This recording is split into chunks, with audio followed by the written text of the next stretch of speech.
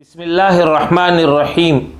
کربلا کا واقعہ نہ صرف اسلام کی تاریخ کا ایک عظیم اور دردناک واقعہ ہے بلکہ پوری دنیا کی تاریخ میں بھی اس واقعے کو ایک خاص امتیاز حاصل ہے۔ اس میں ایک طرف ظلم و جبر، سنگ دلی اور بے حیائی اور محسن کشی کے ایسے ہولناک حیرت انگیز واقعات ہیں کہ انسان کو ان کا تصور بھی دشوار ہے۔ دوسری طرف آل رسول صلی اللہ علیہ وسلم کے چشم و چراغ اور ان کے 70-72 متعلقین کی چھوٹی سی جماعت کا باطل کے مقابلے پر جہاد اور اس پر ثابت قدمی اور قربانی و جانثاری کے ایسے محیر العقول واقعات ہیں جن کی نظیر تاریخ میں ملنا مشکل ہے، اور ان دونوں میں آنے والے نسلوں کے لیے ہزاروں عبرتیں اور حکمتیں پوشیدہ ہیں۔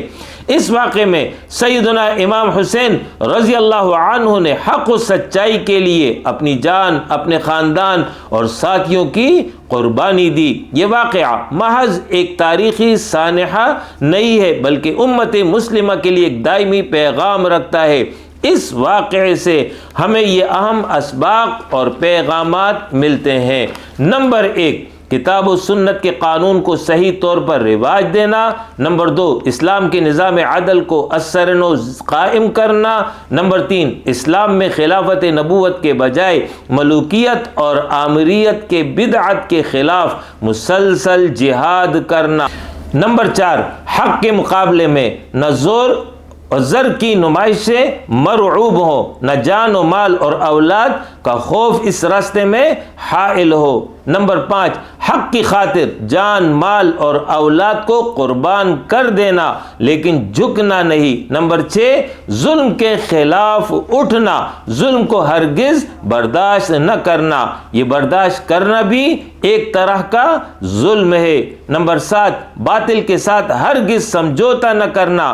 نمبر 8، صبر و استقامت کا نمونہ بننا، جس طرح امام حسین رضی اللہ عنہ اور ان کے ساتھیوں نے شدید بھوک، پیاس، ظلم و تکلیف کے باوجود صبر کیا۔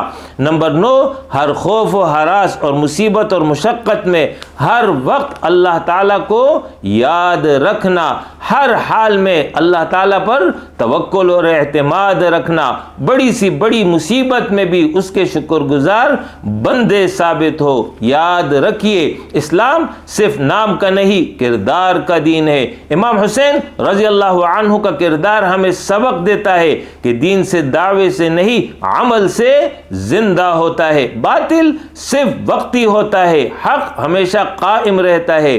یزید کا نام ذلت کا نشان بن گیا اور حسین کا نام عزت اور عظمت اور دین کی سربلندی کی علامت بن گیا۔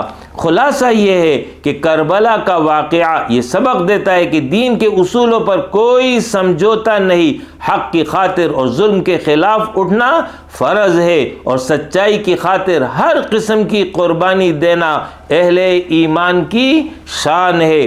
حقیقی ہمدردی اور محبت سیدنا حسین رضی اللہ عنہ کے ساتھ یہ ہے کہ جس مقصد کے لیے انہوں نے قربانی پیش کی، اس مقصد کو پورا کرنے کے لیے اپنی ہمت کے مطابق ایثار اور قربانی پیش کریں۔